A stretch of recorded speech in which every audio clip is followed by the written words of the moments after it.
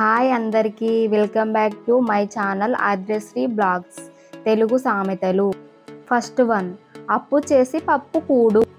దానిని ఏ సందర్భంలో వాడుతారో ఇప్పుడు చెప్తాను.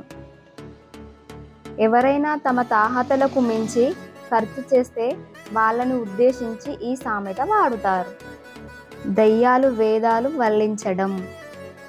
దీనిని ఏ సందర్భంలో వాడుతారో ఇప్పుడు చెప్తాను. అవినీతిలో మునిగి తేలే నీచులు తమ సంగతి వేరే వాళ్లకు తెలియదులే అనే ధైర్యంతో నీతులు చెప్పడం. ఇలాంటి సందర్భంలో ఈ సామెతను వాడుతారు. మూడో సామెత, తల ప్రాణం తోకకు వచ్చింది. దీనిని ఏ సందర్భంలో వాడుతారో ఇప్పుడు చెప్తాను. ఎవరైనా ఏదైనా పనిని అతి కష్టం మీద సాధించినప్పుడు తమ పరిస్థితిని వివరిస్తూ ఈ సామెత వాడుతారు. నాలుగవ సామెత, పుమ్మన లేక పొగబెట్టినట్లు. దీనిని ఏ సందర్భంలో వాడుతారో ఇప్పుడు చెప్తాను.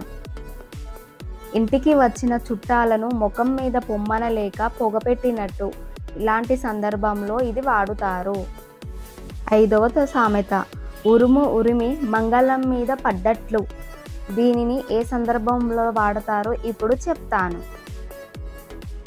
ఒకరి మీద కోపాన్ని మరొకరిపై చూపించినప్పుడు ఈ సందర్భంలో ఈ సామెత వాడుతారు. ఊరందరి దోదారి ఉలిక్కి కట్టెదో దారి. దీనిని ఏ సందర్భంలో వాడుతారో ఇప్పుడు చెప్తాను. 10 మంది ఒక దారిలో వెళ్తే ఒకడు ఒకే దారిలో వెళ్ళే సందర్భంలో ఈ సామెత వాడుతారు. ఏడవ సామెత, సందెట్లో సడేమియా అన్నట్లు. దీనిని ఏ సందర్భంలో వాడతారో ఇప్పుడు చెప్తాను.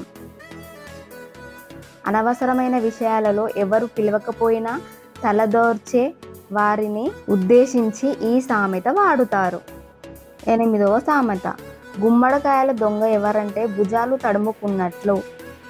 దీనిని ఏ సందర్భంలో వాడతారో ఇప్పుడు తాను చేసిన దొంగతనాన్ని వేరొకరి పైన వేయాలని తడబాటు పడుతున్నప్పుడు ఈ సందర్భం వాడుతారు.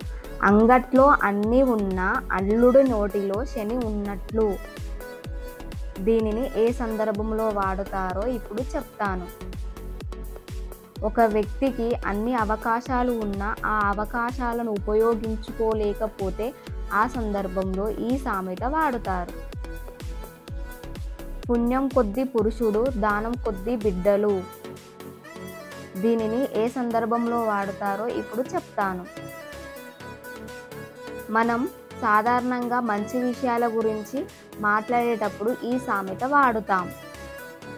Thank you for watching. Please subscribe my channel.